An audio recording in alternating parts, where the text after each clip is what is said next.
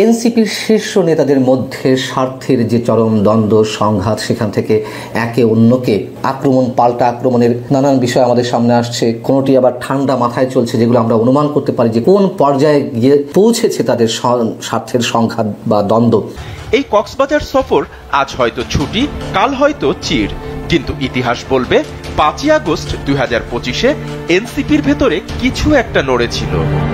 বাংলাদেশের রাজনীতিতে অত্যন্ত একটা সম্ভাবনা জাগিয়েছিল এনসিপি। তাদের একটা ভাবমূর্তি দারুণভাবে কিন্তু ক্ষুণ্ণ হয়ে গেল। খুবই চাঞ্চল্যকর কিছু তথ্য আজকের এই ভিডিওতে থাকছে। কিভাবে 2-4-এর অনেকটা মিল হয়ে যাচ্ছে। এনসিপি যখন আত্মপ্রকাশ করে তখনই দলটির শীর্ষ পদে কারা থাকবেন এ নিয়ে নিজেদের মধ্যে দীর্ঘ একটা লড়াই সংগ্রাম চলেছিল। তারপর সেই কমিটির আত্মপ্রকাশ ঘটল। আর এখন আজকে হাসনাত আব্দুল্লাহর এক বক্তব্যে, নাসিরউদ্দিন পাটোয়ারির বক্তব্যে, সার্জিসের বক্তব্যে একটা জিনিস তো স্পষ্ট প্রতীয়মান যে এনসিপির অভ্যন্তরে ভাঙন ধরে গেছে। আসসালামু আলাইকুম ওয়া রাহমাতুল্লাহি ওয়া বারাকাতুহু। যারা এই মুহূর্তে ভিডিও দেখছেন, ভিডিওটি প্লে করেছেন, তাদেরকে অনুরোধ করব দয়া করে পুরো ভিডিও সম্পূর্ণ ধৈর্য সহকারে দেখবেন। খুবই গুরুত্বপূর্ণ এবং অত্যন্ত ইম্পর্টেন্ট ভিডিও নিয়ে উপস্থিত হয়েছি আপনাদের মাঝে। প্রিয় দর্শক, সম্মানিত বন্ধুগণ, দর্শক শ্রোতা মণ্ডলী, অবশেষে জাতীয় নাগরিক পার্টি এনসিপিতে ভাঙনের সুর। ভেঙে যেতে পারে এই দলটি। প্রিয় দর্শক শ্রোতা মণ্ডলী, এই দলের প্রতি মানুষের একটা আশা ছিল, মনে করেছিল এই নোংরা রাজনীতি থেকে বেরিয়ে এসে একটা সুস্থ ধারার রাজনীতি দেশের মানুষকে উপহার দেবে জাতীয় নাগরিক পার্টি এনসিপি। কিন্তু না, দিন শেষে দেখা গেল তারাও এই নোংরা রাজনীতির সঙ্গে জড়িত হয়ে যাচ্ছে। প্রিয় দর্শক শ্রোতা মণ্ডলী, কেন হঠাৎ করে ভাঙনের সুর এনসিপিতে? কি ঘটেছে, এর কারণ কি, এ বিষয়ে আমরা কয়েকটা বিশ্লেষণ দেখব। আশা করি সঙ্গে থাকবেন পুরো ভিডিওটি জুড়ে।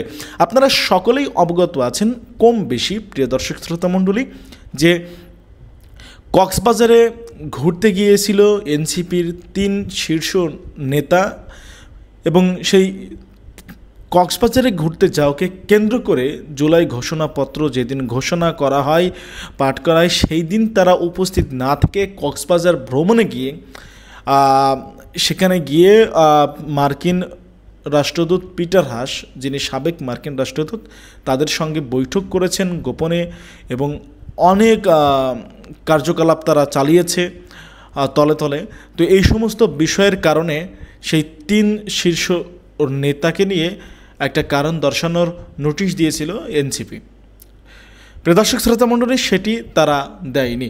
হাসনাত আব্দুল্লাহ, নাসিরউদ্দিন পাটোয়ারি, সার্জিস আলম, তানজিম জারা। প্রিয় দর্শক শ্রোতা মণ্ডলী, এই 4 জন ব্যক্তি আলাদা হতে পারে এনসিপি থেকে, 2 ভাগে বিভক্ত হতে পারে জাতীয় নাগরিক পার্টি।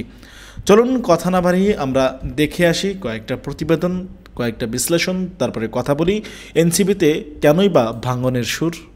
ডক্টর ইউনূস সরকারকে যারা নিয়ন্ত্রণ করছে, পুরো রাষ্ট্রটাকেই অনেকখানি নিয়ন্ত্রণ করছে বলা যায়। বিশেষ করে এনসিপির শীর্ষ নেতাদের মধ্যে স্বার্থের যে চরম দ্বন্দ্ব সংঘাত, সেখান থেকে একে অন্যকে আক্রমণ, পাল্টা আক্রমণের নানান বিষয় আমাদের সামনে আসছে। কোনোটি আবার ঠান্ডা মাথায় চলছে, যেগুলো আমরা অনুমান করতে পারি যে কোন পর্যায়ে গিয়ে পৌঁছেছে তাদের স্বার্থের সংঘাত বা দ্বন্দ্ব। এরকম অনেক বিষয় আমরা জানতে পারছি। বিশেষ করে 5 আগস্ট অভ্যুত্থানের বর্ষপূর্তির দিনে এই কথিত বিপ্লবীরা বা অভ্যুত্থানের নায়করা যে কক্সবাজার হঠাৎ করে চলে গেলেন বিমানে উড়ে, এবং পিটার ডি হাস বা অন্য যে কারোর সঙ্গে কোনো বিশেষ গোপন বৈঠক হয়েছে, এরকম খবর চারিদিকে ছড়িয়ে পড়লো, গণমাধ্যমে এলো। সেই বিষয়টিকে কেন্দ্র করে আবার এখন একে অন্যকে খুব ঠান্ডা মাথায় আক্রমণ করছেন শীর্ষ নেতারা, এবং একই সঙ্গে তাদের কক্সবাজারের এই সফরকে কেন্দ্র করে একাংশের উপরে যে গোয়েন্দা নজরদারি চলছে রাষ্ট্রের ঊর্ধ্বতন, সরকারের ঊর্ধ্বতন কর্তৃপক্ষের নির্দেশে, সেই জায়গা থেকে আমাদের মনে অনেক ধরনের গুরুত্বপূর্ণ প্রশ্ন উঠছে। কি হতে যাচ্ছে আসলে? কোন পক্ষ রাষ্ট্রের পক্ষে কাজ করছে, কোন পক্ষ রাষ্ট্রের বিপক্ষে কাজ করছে? সরকারের ঊর্ধ্বতন কর্তৃপক্ষ বা কারা, যারা হাসনাত আব্দুল্লাহ, সার্জিস আলমের উপরে গোয়েন্দা নজরদারির নির্দেশ দিয়েছেন, সেই বিষয়ে আসছে। এবং যে কারণ দর্শানোর নোটিশটি দেওয়া হয়েছিল দলের কেন্দ্রীয় কমিটি থেকে, শীর্ষ 5 নেতাকে কেন কক্সবাজার ঘুরতে যাওয়া হলো তাদের কাউকে অবহিত না করে, বা দলের যে ফোরাম তাদের কাউকে না জানিয়ে তার উত্তরে আবার হাসনাত আব্দুল্লাহ কিংবা নাসিরউদ্দিন পাটোয়ারির মতন শীর্ষ নেতারা যে জবাব দিয়েছেন তা খুবই হাস্যকর এবং পরস্পর বিরোধী। যে চিঠিটি দেওয়া হয়েছিল সেখানে কি বলা ছিল, সেখানে উল্লেখ করা ছিল মোটামুটি এরকম যে দলের আহ্বায়ক কিংবা সদস্য সচিব বা দলীয় পর্ষদ তারা কেউ জানতো না এই 5 জন কোথায় যাচ্ছে না যাচ্ছে, অর্থাৎ তাদেরকে সশরীরে উপস্থিত হয়ে দলের আহ্বায়ক নাহিদ ইসলাম অথবা সদস্য সচিব আখতার হোসেনের সামনে ব্যাখ্যা দিতে হবে। তার জবাবে প্রথমে আমি একটু নাসিরউদ্দিন পাটোয়ারির ব্যাখ্যাটা তুলে ধরি। তিনি কি ব্যাখ্যা দিয়েছেন, তিনি কি উত্তর দিয়েছেন কারণ দর্শানো নোটিশের জবাবে। তিনি বলছেন যে 5 আগস্ট আমার কোনো পূর্ব নির্ধারিত রাষ্ট্রীয় বা সাংগঠনিক কর্মসূচি ছিল না, দল থেকেও নাকি তাকে এই বিষয়ে কিছু বলা হয়নি। এবং তার আগের রাত অর্থাৎ 4 আগস্ট হাসনাত আব্দুল্লাহ তার কোচিং অফিসের একজন সহকারীর ফোন দিয়ে আমাকে জানায় যে সে তার স্কুল বন্ধুদের সঙ্গে 2 দিনের জন্য ঘুরতে যাবে এবং আমি তাকে আহ্বায়ক মহোদয়কে বিষয়টি অবহিত করতে বলি। সে বলে যে হ্যাঁ আমিও জানাবো, আপনিও জানাবেন। তো নাসিরউদ্দিন পাটোয়ারি বলছেন যে এই বিষয়টি আহ্বায়ককে জানানো হয়েছে, নাহিদ ইসলামকে, এবং সদস্য সচিবের সঙ্গেও ফোনে যোগাযোগ করেন এবং জানতে পারেন যে রাষ্ট্রীয় যে প্রোগ্রাম ছিল, সরকারের যে কর্মসূচি ছিল, ঘোষণাপত্র, সেখানে দল থেকে 3 জন প্রতিনিধি যাচ্ছেন, এই জন্য তাদের কোনো কাজ নেই। এই কারণেই তিনি নাকি ঘুরতে গিয়েছিলেন। কেন ঘুরতে গিয়েছিলেন? এই ঘোরার লক্ষ্য ছিল রাজনীতির ভবিষ্যৎ দিক নির্দেশনা নিয়ে একান্তে চিন্তাভাবনা করা। সাগর পাড়ে বসে আমি গভীরভাবে ভাবতে চেয়েছি গণ অভ্যুত্থান, নাগরিক কমিটি, নাগরিক পার্টির কাঠামো, ভবিষ্যৎ গণপরিষদ এবং একটি নতুন গণতান্ত্রিক সংবিধানের রূপরেখা নিয়ে। এগুলো নিয়ে ভাবতে সাগর পাড়ে যেতে হয়, আমরা শিখলাম। কিন্তু এর আগে কিন্তু হাসনাত আব্দুল্লাহ, সার্জিস আলম তারা বলেছিলেন গণমাধ্যমকে, এই জাস্ট আমরা একটু ঘুরতে এসেছি, মাসব্যাপী পদযাত্রা ছিল দেশের বিভিন্ন স্থানে, আমরা ক্লান্ত হয়ে পড়েছিলাম তাই ঘুরতে এসেছি। কিন্তু নাসিরউদ্দিন পাটোয়ারি বলছেন দলের ভবিষ্যৎ কর্মপরিকল্পনা নিয়ে, রাষ্ট্রকে নিয়ে চিন্তা ভাবনা করতে সাগর পাড়ে গিয়েছিলেন। বেশ ভালো কথা। এবং তিনি বললেন যে দলের শীর্ষ নেতাদের জানানো হয়েছে, আর চিঠিতে বলা হয়েছে তারা কেউ কিছু জানায়নি কেন। হাসনাত আব্দুল্লাহ প্রভাবশালী অন্যতম শীর্ষ নেতা, তিনি তার চিঠিতে কি বলছেন? চিঠিতে বলছেন যে জুলাই ঘোষণাপত্র পাঠের অনুষ্ঠানে ঐক্যের পরিবর্তে বিভাজন, শহীদ ও আহতদের পরিবর্তে কিছু মুষ্টিমেয় গোষ্ঠীর কথা ও মতামত প্রাধান্য পাওয়ায় সেখানে উপস্থিত থাকার প্রয়োজন বোধ করিনি এবং উদ্দেশ্য ছিল এই গুরুত্বপূর্ণ সময়টিতে পূর্বে গৃহীত সিদ্ধান্ত পুনর্বিবেচনা, সাম্প্রতিক ঘটনাগুলো বোঝার চেষ্টা করা, এই জন্য তিনিও সাগর পাড়ে গিয়েছেন। আর দলীয় শীর্ষ নেতাদের অর্থাৎ আহ্বায়ক কিংবা মেম্বার সেক্রেটারি, সদস্য সচিবকে জানানোর ক্ষেত্রে তিনি বলছেন যে নাসিরউদ্দিন যেহেতু সেই সময় পার্টি অফিসে ছিলেন, আমি নাসিরউদ্দিনকে জানিয়েছিলাম এবং তিনি নিশ্চিত করেছেন যে তিনি আহ্বায়ককে জানিয়েছেন। এছাড়া তার আরও একটি কারণ ছিল যে তিনি ঢাকা শহরে থাকবেন না, তিনি কর্মসূচিতে আসবেন না, কারণ ওই যে অনেক শহীদ এবং আহতদের পরিবর্তে কিছু মুসলিমীয় গোষ্ঠীর কথা মতামতকে প্রাধান্য দেওয়া হয়েছে, এই জন্য এখানে উপস্থিত না থেকে তিনি একটা নীরব প্রতিবাদ জানাতে চেয়েছেন। এগুলো তিনি তার চিঠিতে উল্লেখ করেছেন। এদিকে পূর্ব ঘোষণা ছাড়াই কক্সবাজারে যাওয়া, বিলাসবহুল রিসোর্টে ওঠা, রিসোর্ট বা হোটেল পরিবর্তন করা, এসব কোনো কিছুই গোয়েন্দা সংস্থার নজর এড়ায়নি। পরিস্থিতি এমন পর্যায়ে পৌঁছেছে যে ডিজিএফআই, সামরিক গোয়েন্দা সংস্থা ডিজিএফআই, রাষ্ট্রীয় গোয়েন্দা সংস্থা এনএসআই, এই গোয়েন্দা সংস্থাগুলো সহ একাধিক সংস্থার সদস্যরা গত 2 দিন ধরে এই যে আলোচিত 5 শীর্ষ নেতা তাদের গতিবিধির উপরে কড়া নজর রাখছে, এমনটা আমরা জানতে পেরেছি। প্রথমে রয়্যাল টিলুপ হোটেলের ভিতরে তারা যে প্রবেশ করেছিল, সেখানে সাদা পোশাকে গোয়েন্দা সংস্থার লোকজন অনেক কিছু পরীক্ষা নিরীক্ষা করছেন। হোটেলে যে সিসিটিভির ফুটেজ সেগুলো তারা সংগ্রহ করে খতিয়ে দেখছেন যে দেশি বিদেশি কোনো নাগরিকের সঙ্গে বৈঠক হয়েছে কিনা। আমরা জানি না এর পরবর্তীতে কোনো বয়ান দেওয়া হবে কিনা যে না, কারোর সাথে দেখা হয়নি, কারোর সঙ্গে বৈঠক হয়নি। আবার হাসনাত আব্দুল্লাহ কিন্তু বলছেন যখন তারা বিমানবন্দরে গেলেন কক্সবাজার যাওয়ার উদ্দেশ্যে, যেহেতু তারা একটি ফ্লাইটে গেছেন, সেখান থেকেই বিশেষ গোয়েন্দা সংস্থার লোকেরা তাদের গতিবিধি নজরদারিতে রাখে এবং তাদের বিভিন্ন ছবি সংগ্রহ করে নাকি বিভিন্ন গণমাধ্যমে তারা সাপ্লাই দেন। হাসনাত আব্দুল্লাহর অভিযোগ এবং গণমাধ্যমে যে বিষয় এসেছে, যুগান্তর এই যে গোয়েন্দা নজরদারির বিষয়টি প্রথমে ব্রেক করেছে নিউজটি। যুগান্তর বলছে যে এই বিষয়টি একাধিক গোয়েন্দা সংস্থার সদস্য তাদের কাছে স্বীকার করেছে এনসিপির এই শীর্ষ নেতাদের উপরে নজরদারির বিষয়টি।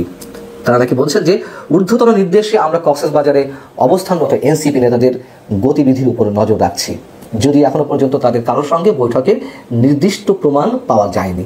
যেটি বলছেন যে তাদেরকে আবার হোয়াইট করে তোলার জন্য মানে কোনো কোনো গোয়েন্দা সংস্থা আবার এ ধরনের কোনো বক্তব্য দেয় কিনা আমরা জানি না, ধারণা করতে পারি, আবার হতেও পারে ঊর্ধ্বতন কর্তৃপক্ষ নির্দেশে। এখন সেই ঊর্ধ্বতন কর্তৃপক্ষকে কারা মেনটেন করছে, কাদের হয়ে কাজ করছে এই ঊর্ধ্বতন কর্তৃপক্ষ? ঊর্ধ্বতন কর্তৃপক্ষের মধ্যে আমরা জানি যে সরকারে রয়েছে আসিফ মাহমুদ সজীব ভুঁইয়া এবং মাহফুজ আলম তথ্য সম্প্রচার বিষয়ক উপদেষ্টা। তাদের মধ্যে যে চরম বিরোধ সে বিষয়ে এর আগে আমি কথা বলেছি।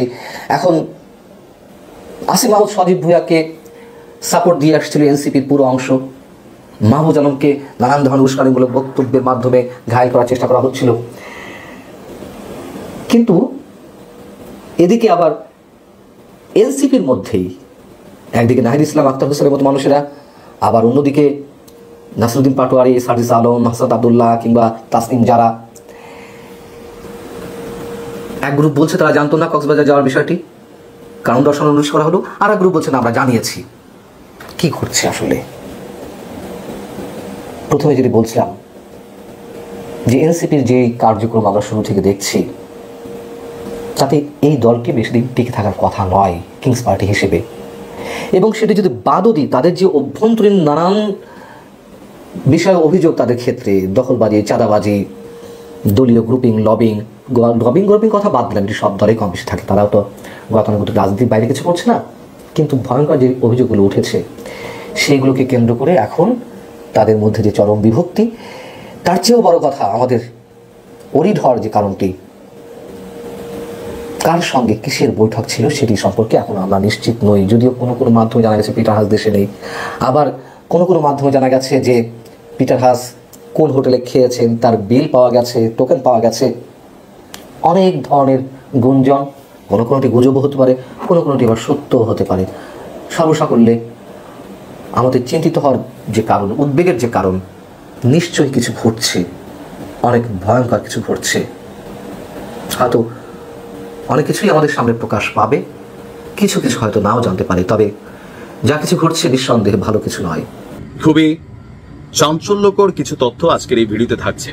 আর আমরা যারা অবজারভেশন করি, বিশ্লেষণ করি, সো বিশ্লেষণ কারো কাছে পছন্দ হতে পারে, নাও হতে পারে, বাট আমরা মোটামুটি একটু যোগফলটা একটা লাইনে আনার চেষ্টা করবো যে কিভাবে দুইয়ে দুইয়ে চারের অনেকটা মিল হয়ে যাচ্ছে।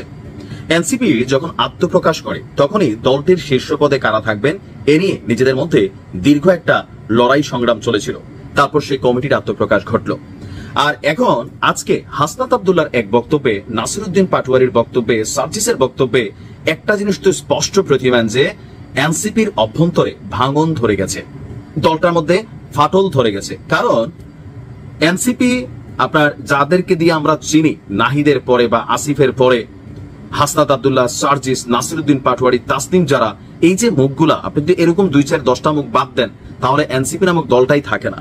তো সেই যে হাই প্রোফাইল ক্যারেক্টারের লিডাররা এনসিপির, তারা যখন কক্সবাজারে ভ্রমণ করছেন তাদেরকে 24 ঘন্টার মধ্যে সশরীরে হাজির হয়ে কারণ দর্শানোর জন্য নোটিশ দেওয়া হয়েছিল আপনার কি বলা হয়েছে এনসিপির নাহিদ ইসলামের পক্ষ থেকে, পাশাপাশি আখতার হোসেনের পক্ষ থেকে, যে কেন জুলাই আন্দোলনের এত গুরুত্বপূর্ণ দিবসে যেখানে হাসনাতরা বলছিল যদি সরকার নির্বাচনের আগে ঘোষণা না দেয়, এই 5 আগস্টের আগে ঘোষণা না দেয়, নিজেরাই ঘোষণা দিয়ে ফেলবে, তো সেই নাহিদ হাসনাত সার্জিসরা কেন আপনার এই আন্দোলনের সময় মাঠে এই দিবসটাতে মাঠে উপস্থিত ছিল না। এখন দেখেন পাল্টা কি কি বক্তব্য আসছে। নাসিরুদ্দিন পাটোয়ারির বক্তব্যটা একটা মস্করা ফিল হয়েছে আমার কাছে। কেন ফিল হয়েছে? সাগর পারে বৈশা দেশ, জাতি, ভবিষ্যৎ, রাজনীতি নিয়ে একটু চিন্তা করতে চাইছে। 5 আগস্ট দুপুর 11টা 11:30 দিকে তারা কক্সবাজার গেল। এখন এই দিন তাদের দেশ, জাতি, রাজনীতি নিয়ে চিন্তা করতে হবে। আবার হাসনাতের একটা বক্তব্য আছে, এটা নাকি নীরব প্রতিবাদ। তো নীরব প্রতিবাদটা আসলে কি নিয়ে, কার সাথে? সরকারের সাথে নাকি খোদ দলের সাথে? আবার হাসনাত বলছেন যে দলের উচিত ছিল আমাদের পাশে দাঁড়ানো। কি নিয়ে পাশে দাঁড়ানো? তোমরা কি দলীয় কোনো প্রোগ্রামে গেছো, অথবা গুরুত্বপূর্ণ কোনো অ্যাক্টিভিটিস ছিল কক্সবাজারে? তোমরা ঘুরে বেড়াচ্ছ, দামি দামি বিলাসবহুল হোটেলগুলোতে উঠছো, নিজেদের টাকা দিয়ে উঠছো।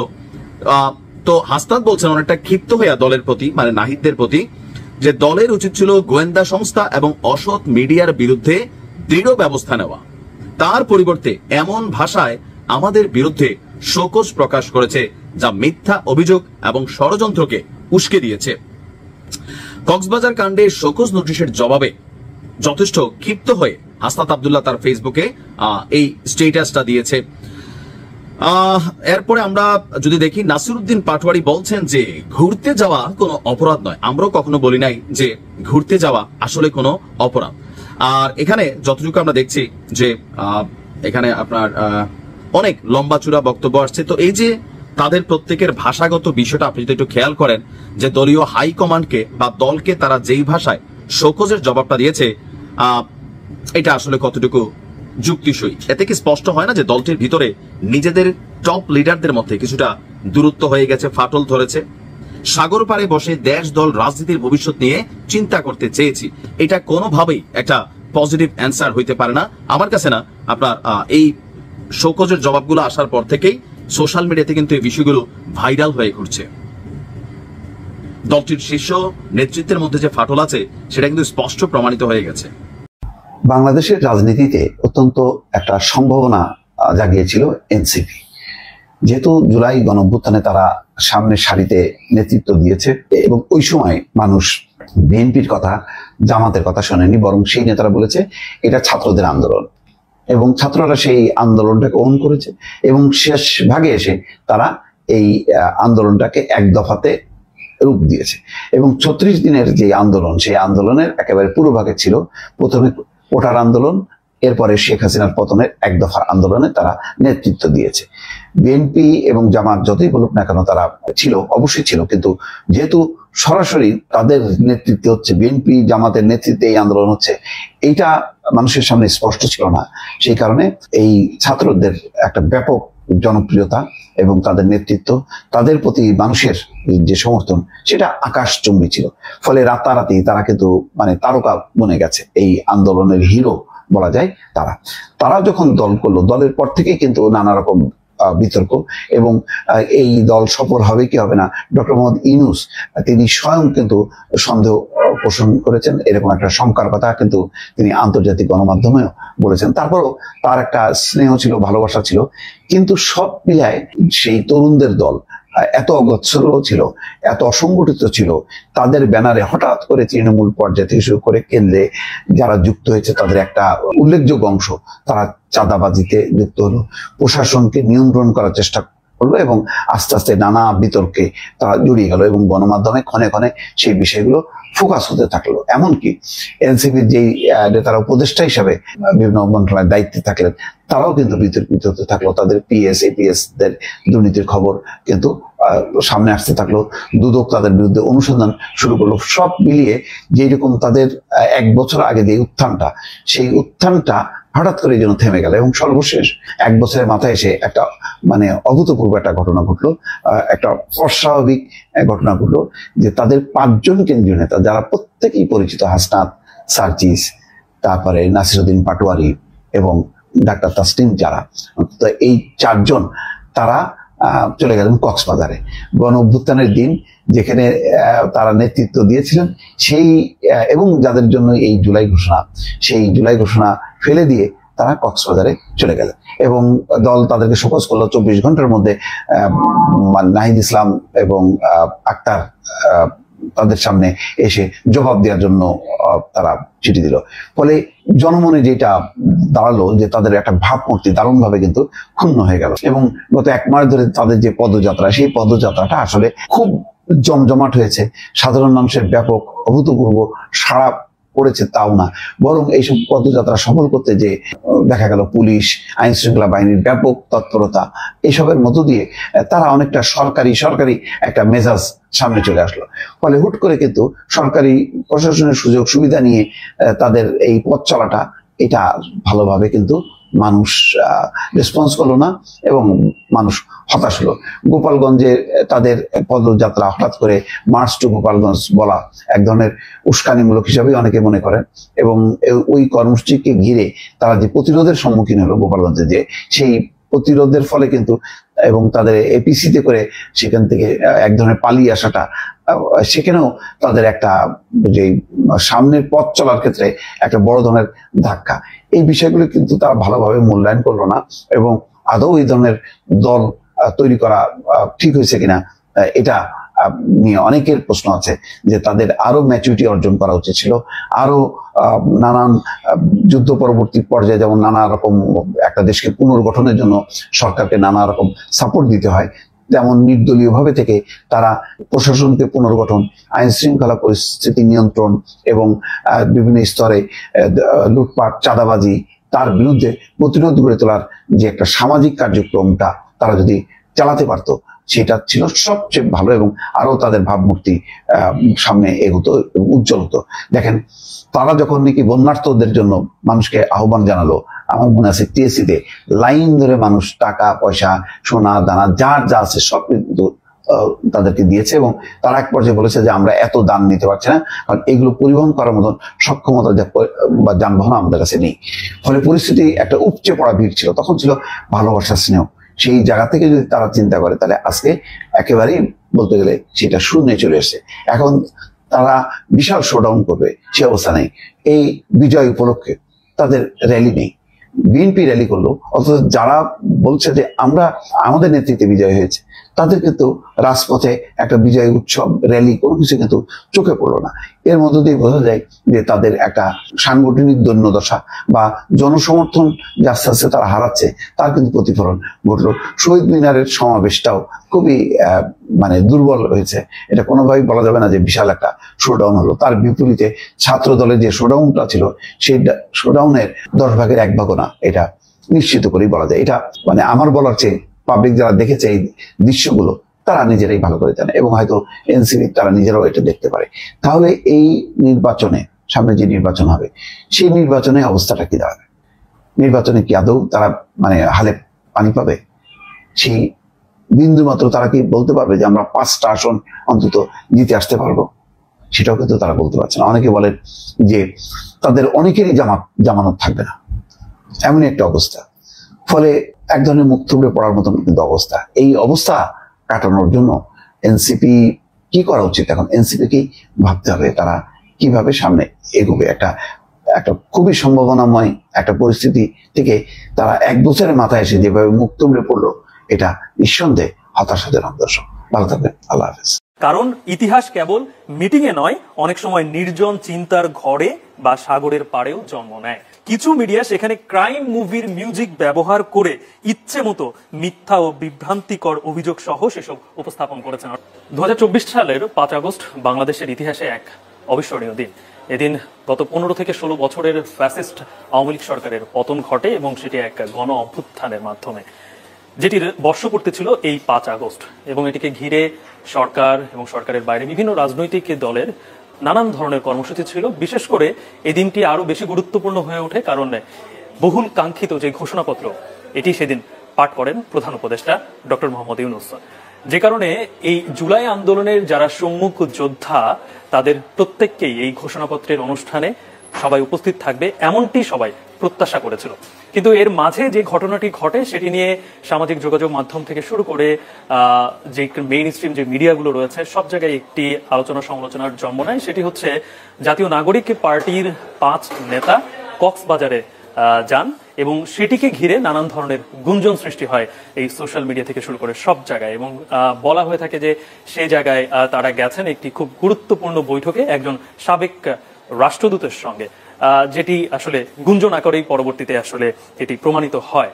কিন্তু তারপরে জাতীয় নাগরিক পার্টির থেকে এই 5 নেতাকে উদ্দেশ্য করে কারণ দর্শানোর নোটিশ দেওয়া হয় এবং এই কারণ দর্শানোর নোটিশের পরপরই এখন পর্যন্ত আমরা দেখতে পেয়েছি যে সামাজিক যোগাযোগ মাধ্যমে নিজেদের ফেসবুক পেজে 2 জন নেতা এই শোকজের জবাব তারা দিয়েছেন। এর মধ্যে নাসিরউদ্দিন পাটোয়ারি এবং তার কিছুক্ষণ পরেই হাসনাত আব্দুল্লাহ তাদের জবাব দেন। আমি যদি একটু যিনি নাসিরউদ্দিন পাটোয়ারি এই দলটির মুখ্য সমন্বয়ক, তিনি এই শোকজের জবাবে কি উল্লেখ করেছেন সেটা যদি একটু বিশ্লেষণ করে দর্শক আপনাদেরকে বলতে চাই, তাহলে শুরুতেই তিনি যেটা আসলে উল্লেখ করেছেন যে 5 আগস্টের যেই কর্মসূচি সে জায়গায় দলীয় কোনো আনুষ্ঠানিক কর্মসূচি ছিল না বলে তিনি উল্লেখ করেছেন এবং তিনি এটিও উল্লেখ করেছেন যে এই যে সরকারের যে ঘোষণাপত্র সেই ঘোষণাপত্রে যারা যাবেন সেটিও ছিল পূর্ব নির্ধারিত এবং সেখানে তাদের নাম ছিল না, যে কারণে এই যে তাদের সেখানে অংশগ্রহণ করা যে খুবই গুরুত্বপূর্ণ সেটা তারা মনে করেননি, যে কারণে তারা 4 আগস্ট রাতে মুখ্য সমন্বয়ক, আমি যদি একটু পড়ে আপনাদেরকে শোনাই যে সত্যিকার অর্থে তারা কি কি এখানে উল্লেখ করেছেন। সেখানে নাসিরউদ্দিন পাটোয়ারী একটি বিষয় উল্লেখ করেছেন যে 4 আগস্ট রাতে দলের মুখ্য সংগঠক হাসনাত আব্দুল্লাহ তার কোচিং অফিসের সহকর্মীর ফোন ব্যবহার করে, অর্থাৎ হাসনাত আব্দুল্লাহ নিজের ব্যক্তিগত মোবাইল ফোনটিও ব্যবহার করেননি। সেখানে তিনি যে ব্যাখ্যাটি দিয়েছেন সেটি হচ্ছে যে তার আগে তারা যে পদযাত্রা করেছিলেন দেশব্যাপী, সেই পদযাত্রায় নাকি তার সেলফোনটি, ব্যক্তিগত ফোনটি হারিয়ে গিয়েছিল, যে কারণে একজন কোচিং এর সহকর্মীর ফোন ব্যবহার করে তাকে ফোন দেয় এবং সেখানে তিনি সেখানে উল্লেখ করেন যে তিনি তার স্কুল বন্ধুদের সঙ্গে 2 দিনের জন্য ঘুরতে যাবেন এবং তিনি এটি 4 আগস্ট রাতে পার্টি অফিসে আহ্বায়ক মহোদয়ের সঙ্গে দেখা করে বিষয়টি তিনি জানান এবং একই রাতে তিনি সদস্য সচিবের ফোনেও তিনি ফোন করে এই বিষয়টি জানান যে তারা আগামীকালকে ঘুরতে যাচ্ছেন এবং পরবর্তীতে তিনি এটি উল্লেখ করেছেন যে রাষ্ট্রীয় যে প্রোগ্রাম, দল থেকে 3 জন প্রতিনিধি যাচ্ছেন এবং সেখানে তার কোনো কাজ নেই, এই বিষয়টি তিনি উল্লেখ করেছেন এবং তিনি বলেছেন যে তিনি যেহেতু তার কোনো দায়িত্ব নেই, ব্যক্তিগত প্রয়োজন এবং মানসিক প্রস্তুতির অংশ হিসেবে তিনি এই ঘুরতে যাওয়ার সিদ্ধান্তটি নিয়েছেন। আর সেই জায়গায় পরবর্তীতে তিনি তার সফর সঙ্গী হিসেবে পান সস্ত্রীক সার্জিস আলম এবং তাসনিম জারা ও খালেদ সাইফুল্লাহ দম্পতিকে এবং পরবর্তীতে আমরা দেখতে পাই যে তারা কক্সবাজারে যে তারা যান এই বিষয়টি উঠে আসে। কিন্তু তারপরে তিনি যেটি উল্লেখ করেছেন তারা যে ঘুরতে গিয়েছিল সেটি ছিল আসলে তাদের যে উদ্দেশ্যটি ছিল সেটি ছিল হচ্ছে রাজনীতির ভবিষ্যৎ দিক নির্দেশনা নিয়ে একান্তে চিন্তা ভাবনা করা এবং তিনি খুব স্পষ্ট করে উল্লেখ করেছেন যে সেখানে সাগরের পাড়ে বসে তিনি গভীরভাবে ভাবতে চেয়েছেন গণ অভ্যুত্থান, নাগরিক কমিটি, নাগরিক পার্টির কাঠামো, ভবিষ্যৎ গণপরিষদ এবং একটি নতুন গণতান্ত্রিক সংবিধানের রূপরেখা, এই বিষয়গুলো নিয়ে তিনি সাগর পাড়ে আলাদা করে বসে তিনি এই বিষয়গুলো ভাবতে চেয়েছিলেন এবং তিনি বলতে চেয়েছেন যে এটি কোনো আসলে অপরাধ না এবং একজন রাজনৈতিক কর্মী হিসেবে তিনি এটিকে একটি দায়িত্বশীল মানসিক চর্চা হিসেবে তিনি এটি মনে করেন। এবং তারপরে যেটি আসলে ঘটেছে সেটি আমরা দেখতে পেয়েছি যে তিনি উল্লেখ করেছেন যে তারপরে এই বিষয়টাকে পুরোপুরি গুজব আকারে তিনি নিয়ে আসা হয় এবং একজন সাবেক রাষ্ট্রদূতের সঙ্গে বৈঠকের ব্যাপারটি উঠে আসে এবং তিনি জানতে পারেন যে তার আসলে তিনি উল্লেখ করেছেন যে হোটেলে ওঠার পরে আসলে জানতে পারেন যে এই বিষয়টি নিয়ে পুরো জায়গায় আসলে তোলপাড় অবস্থা। কিন্তু তিনি যেটিকে উল্লেখ করার চেষ্টা করেছেন যে এই যে তাদেরকে নিয়ে যে প্রোপাগান্ডা কিংবা যে গুজবটি সামাজিক যোগাযোগ মাধ্যম থেকে শুরু করে অন্যান্য গণমাধ্যমে যেটি ছড়িয়েছে এটি একটি পরিকল্পিত ষড়যন্ত্র এবং এটি পুরোপুরি ভাবমূর্তি নষ্ট করার একটা অপচেষ্টা। আর তিনি এটি উল্লেখ করেছেন যে যেই হোটেলে তারা এই 5 তারিখে গিয়ে উঠেছেন সেই হোটেলে তিনি এর আগেই উঠেছিলেন এবং তখন তো কোনো আসলে এটা নিয়ে বিতর্ক সৃষ্টি হয়নি, তবে এটি নিয়ে কেন সৃষ্টি হলো এটিরও তিনি প্রশ্ন তুলেছেন। তবে এই যে সব থেকে যেটি বড় একটি বিষয় তিনি এই শোকজ এর জবাবে তিনি বলেছেন সেটি হচ্ছে তাদেরকে যে শোকজটি করা হয়েছে এটিকে নিয়ে তারা প্রশ্ন তুলেছেন যে কোন যুক্তিতে কিংবা কোন নোটিশের ভিত্তিতে আসলে তাদেরকে এই শোকজটি করা হলো। তিনি যদি আমি কোড করে যদি বলি তাহলে তিনি বলতে চেয়েছেন যে পরিস্থিতির আলোকে আমি মনে করি শোকজ নোটিশটি বাস্তব ভিত্তিক নয়, অর্থাৎ দল থেকে তাদেরকে যে শোকজটি দেওয়া হয়েছে সেটি বাস্তব ভিত্তিক নয় এবং আমার সফর ছিল স্বচ্ছ, সাংগঠনিক নীতিমালা বিরোধী নয় এবং একান্ত ব্যক্তিগত চিন্তা ভাবনার সুযোগ মাত্র। অর্থাৎ এই যে দল থেকে তাদেরকে শোকজটি করা হয়েছে এটিকে নিয়েও তারা একটি প্রশ্ন তুলেছেন এবং সেটি যে বাস্তব ভিত্তিতে হয়নি সেটিও তিনি বলেছেন। সম্মানিত বন্ধুগণ, দর্শক শ্রোতা মণ্ডলী, আপনারা দেখতে পারলেন। ব্যক্তিগত মতামত অবশ্যই কমেন্ট করে জানাবেন আপনারা কি বলতে চান, আপনারা কি বলবেন সম্মানিত বন্ধুগণ। দর্শক শ্রোতা মণ্ডলী, এনসিপি এই দলটি নিয়ে আপনারা কি বলবেন? এখানে নাসিরউদ্দিন পাটোয়ারী যে কথা বলেছে যে দেশের কথা ভাবতে এবং নীরবে থাকতে তারা নাকি সমুদ্র সৈকতে গেছে ঘুরতে, সমুদ্রের সৈকতে গিয়ে তারা দেশ ও মানুষের কথা ভাবছে। কি একটা মানে হাস্যকর একটা বিষয়, তাই না? প্রিয় দর্শক শ্রোতা মণ্ডলী, আপনারা জানাবেন আপনাদের ব্যক্তিগত মতামত, ওপিনিয়নটা আপনারা কি বলতে চান। জাতীয় নাগরিক পার্টির এই নেতাকর্মীদের কার্যকলাপ আপনারা দিন দিন দেখছেন, আপনারা সেটা নিয়ে আপনাদের মতামতটা জানাবেন। সম্মানিত বন্ধুগণ, দর্শক শ্রোতা মণ্ডলী, আজকের মতো এ পর্যন্তই বিদায় নিচ্ছি। দেখা হবে আর অন্য কোনো একটা ভিডিওতে। সে পর্যন্ত ভালো থাকবেন, সুস্থ থাকবেন। আল্লাহ হাফেজ। আসসালামু আলাইকুম ওয়া রাহমাতুল্লাহি ওয়া বারাকাতুহু।